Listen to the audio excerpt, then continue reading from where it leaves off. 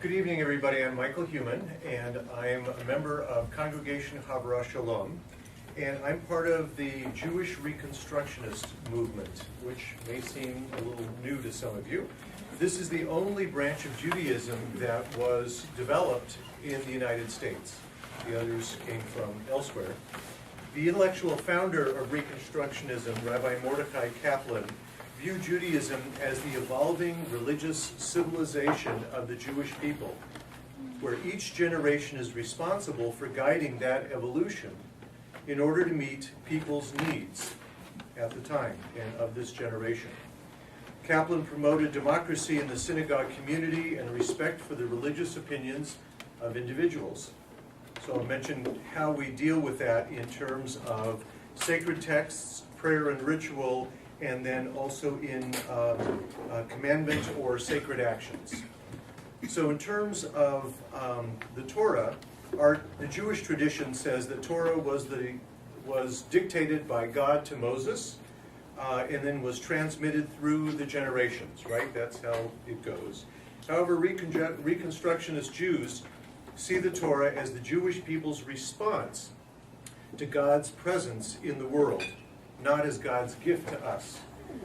To say this, we say that Jews wrote the Torah. That's the sacred text, what you know as the Bible or the 5 books of Moses. But that's not to say that the Torah is merely a human creation. Rather, it is a response to the sacred and to the divine. It is an attempt to convince an entire people to view everyday life as a sacred way. Okay? The essential Torah consists of truth of deep biblical stories. So we look for the truth in those biblical stories. A truth that radiates a picture for us of a society based on courts of justice and on social empathy and on righteousness.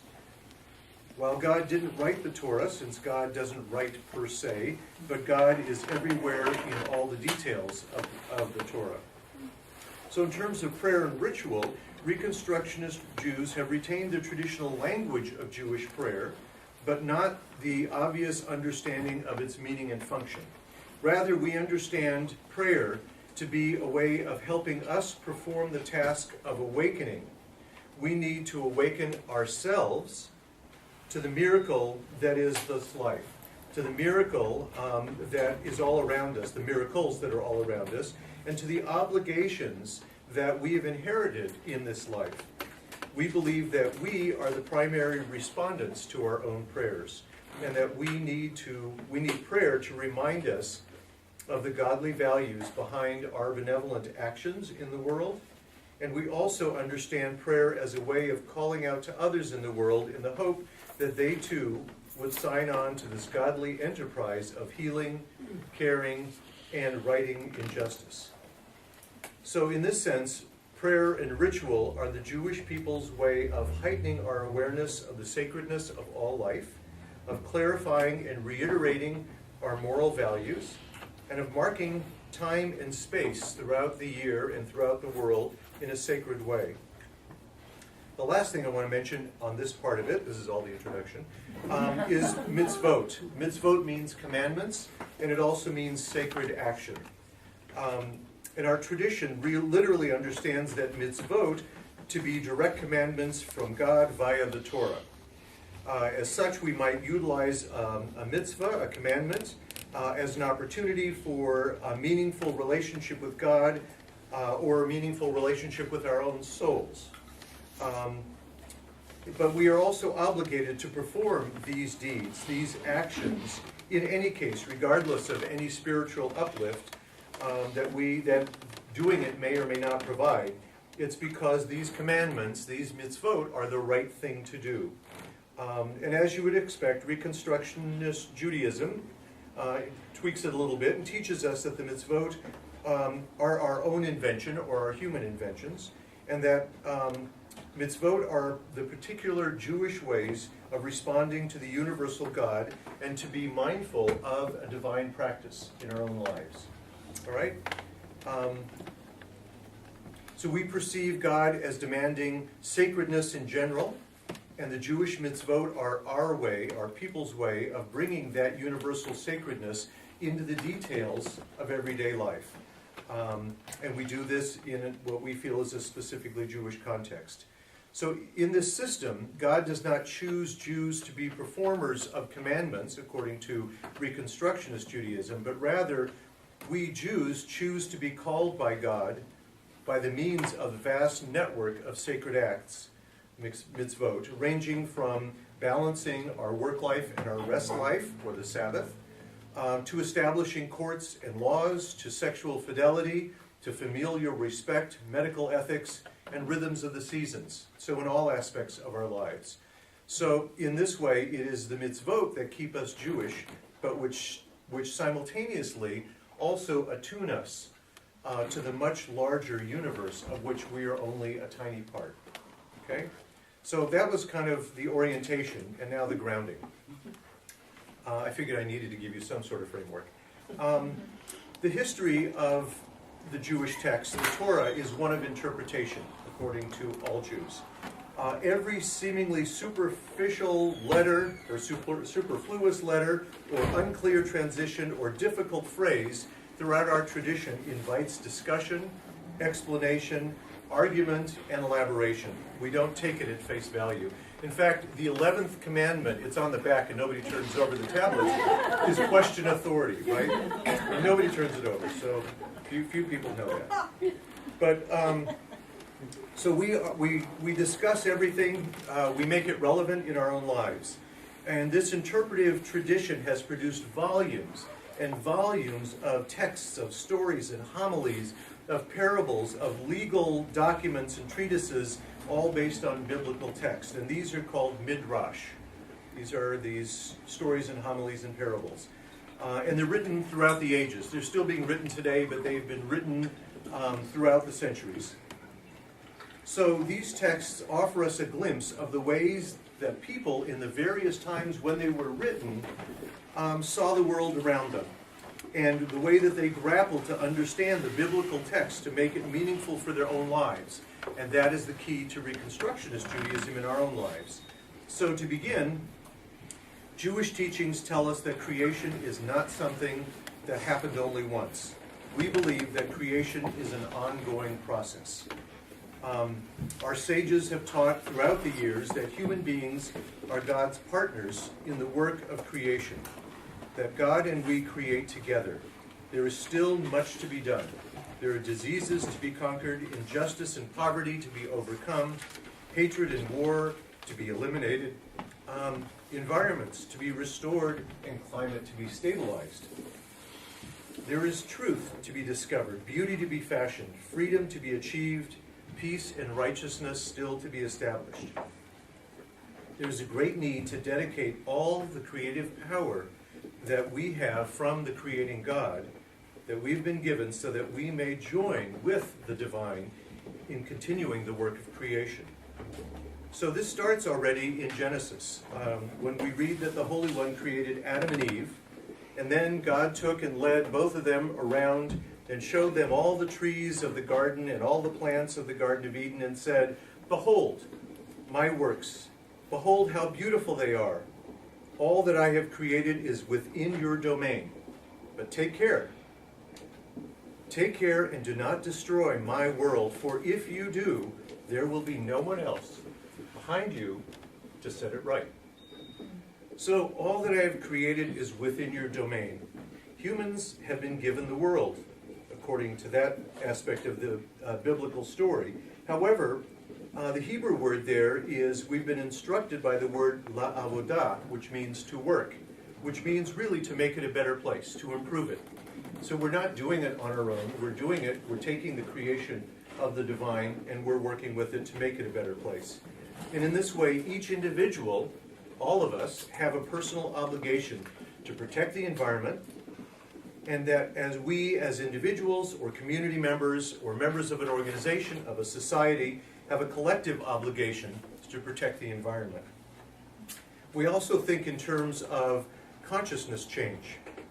And so while there are technical approaches to current problems, science is very helpful, engineering is very helpful, we also believe that consciousness change will be necessary for true repair of the earth to occur. For such an approach, promises to restore balance to the spirit worlds and the spiritual worlds are as important as restoring balance to the physical world, because they're not separate.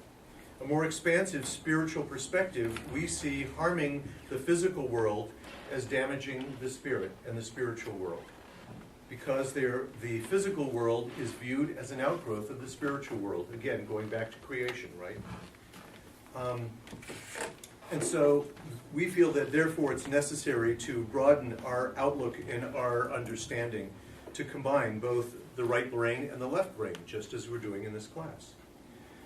So, will we stop our foresight and our discussions of sustainability here in the physical realm? Well, we don't believe so.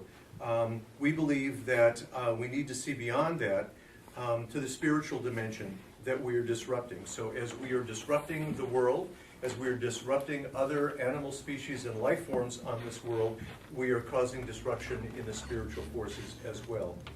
And how can that help us fix the world? So we have to fix both. So the Earth's creator and all that it, the Earth is the creator's and all that it holds. That's what it says in Psalm 24. Hopefully you're all familiar with that. The other one, however, in Psalm 115, it says the heavens are the creator's, heavens, and earth was given to the children of Adam. So this begs a question. To whom does earth belong? Who does earth really belong to? Does it belong to us? Does it belong to all living creatures? Is it God's? Is earth its own? So the Jewish tradition, of course, grapples with this in many, many ways, and I won't go into it right now. But to whatever extent you may feel that the earth belongs to people, the Jews feel that it is important to remember that the earth is really not for us in this generation, but rather it's for future generations. Therefore, again, kind of underscoring the commandment that we have to take care of it, we have to make the world a better place, because it's not for us, it's for all the future generations. And then also in Ecclesiastes, it says, one generation goes, another generation comes, but the earth remains forever. So here the interpretation that we have is that while it is a benefit for us today, it is really for the future generations that we must care for the world and how we must utilize resources of the earth, because it's got to last beyond us, and it's got to last beyond our children and our grandchildren.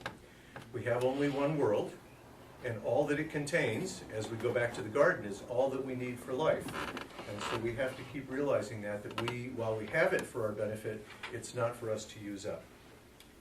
So each individual has a personal obligation, we believe, to protect the environment. And as a community or as an organization, we have a collective obligation to protect the environment. There is a text called the Pirkei Avot, which means the ethics of the fathers. That was written in the 1st and 2nd centuries of the Common Era, so long, long time ago. And interpretations and discussions of the Torah's views on ethics and interpersonal relationships are in there, all aspects of life. But we read from one rabbi who wrote back then, and I won't read the Hebrew right now, but it says, it is not your responsibility to complete the task, but neither are you free to desist from it. So the first half, it is not your responsibility to complete the task, reminds us that we're not in this alone, that we all have a responsibility to do this. We're doing it with others, whether it's fighting disease, ending injustice, healing the world, all of this. There are many of us who are working towards this together. And we should take strength from that knowledge. That should give us courage to go on. The second half, neither are you free to desist from it, kind of underscores the need for us to do our part, no matter how many others are continuing to do it as well, or who are contributing. Because being part of a team is not an abdication of our personal responsibility. In fact, if anything, it increases our own level of responsibility, as we need to be accountable to the others who we're working with. So in that sense, we can't drop the ball. That's a deeply felt thing that most of us feel, and why it is that we need to dedicate ourselves to all of these efforts, not only for the environment, but for righteousness and for justice and for freedom and all these other things. So it teaches us in the Pirkei Avot as well that we are responsible for each other. So then, and I'm coming to the end slowly, the concept of cherishing the earth. Our traditional teachings say that in its legal culture as well as its ethical literature, Judaism is noted, takes note for the need to care for the natural environment. Jewish law forbids the wanton destruction of natural resources. It says it repeatedly. Taking the cue from one biblical prohibition against cutting down fruit trees in the course of laying siege to a city in warfare. I'm sure that's something you're probably familiar with as well. In addition to that, there is the whole concept of the Sabbath, which is to give us a rest as human beings, and to give each other a rest, and actually to give the world a rest, to breathe, to stop, and to appreciate what we have and where we are. And then, of course, there's also the concept of Jubilee and the laying fallow of the land every 7 years so that the land can be regenerated and can go on and is not exhausted. Again, an admonition that we have to respect the resources that we have been given. So these texts also warn us that if we don't follow these commandments, if we don't do these mitzvot, these sacred acts and tasks, that we will face environmental disaster. There are many prayers in which we read that if we move away from the aspects of spiritual connection with the divine in terms of our relationships with each other, such as through creation of injustice or inequality, gross consumption or gross extraction of the resources that make up the fabric of our world, we will face disasters, whether they're climate disasters or whether they're disasters between nations that will disrupt and destroy the fabric of life as we know it. So there's that admonition. When we think of our overuse of resources today, we can think of the immediate consequences of environmental contamination, air pollution, water pollution, destruction of our soils that we so rely on. So the mitzvot, the commandments, are intended to bring the divine and the spiritual into all aspects of our lives and to be reminders and guides for us to address the imbalances in our own lives, the imbalances in our organizations, in our society, as well as into the environment. It is up to us, each and every one of us, to do this work. And I want to end with kind of a transition that I think will guide us for this evening a little bit, and that is the meaning and the importance of place in Judaism. So first off, for some, the concept of the Garden of Eden means a special place, that cherished place where Adam and Eve were brought into the world and where the divine showed both of them the gifts that have been given of creation. But we don't believe that as far as Reconstructionist Judaism. Rather, we feel that the garden is the entire earth, that this whole planet, which is one place. You can't stop and start. It continues on in a circle. Where you start, if you keep going, you come back around to a similar place. But that whole garden, that whole world is our garden. That all of the plants that were given to us in the technical term of the Garden of Eden are the plants that we all rely on no matter where we go. They're the animals that we rely on, the air and the resources. Secondly, the concept of the promised land as being a special place for Jews, Israel, as the place that we were promised, the place that we were given as the place of milk and honey in the biblical stories, is all fine and good, and we think it is a special place. However, I think what the ultimate meaning is that it is a place where people identify with, and that means where we live, where we are. And so in this sense, the promised land and the promise of land has to do with the bioregion, and has to do with what we do with it and what we make of it. So it has to do with where we are. I may care about Israel because I'm Jewish and Israel is really important, but where I can make a bigger difference is here in my own bioregion, here where I live, and here where I interact with you all. So Tikkun Olam, the healing or repairing of the world, has become a major theme in modern Jewish life and modern Jewish theology. And it is usually expressed as an activity. It's something that we do. It's something that must be done as human beings in partnership with the divine. And it is important as a concept in light of the task ahead of us in addressing climate change. In our ignorance and our greed, we have damaged the world, and we have silenced many of the voices that were part of creation, part of the choir of creation. Now it must be fixed. And there's no one else to repair it but us.